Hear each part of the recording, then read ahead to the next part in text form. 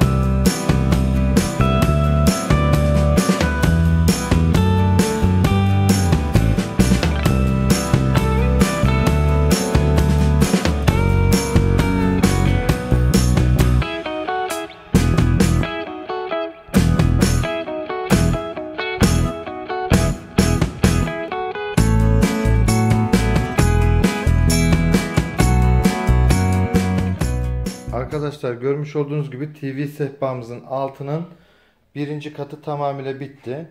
Şimdi şu üst tabakada görmüş olduğunuz yerin sadece görünen kısımlarını boyadım. Üst tabakanın tamamıyla hepsini boyadım. Tabi bunda bazı lekeler var. Üzerine budak çalışması yaptığımız zaman bütün hataları örtüyor budak çalışması. Bizim bir avantajımız da o olacak. Çünkü budak çalışması üzerinde leke, deformasyon bulunan bütün şeyleri kapatıyor. Çekmecelerimizde birinci katını boyadım. Görünen kısımları. Görmüş olduğunuz gibi bu şekilde. Şimdi kurumaya bıraktım. 24 saat sonra ikinci katını vuracağım. Hepinize teşekkür ederim.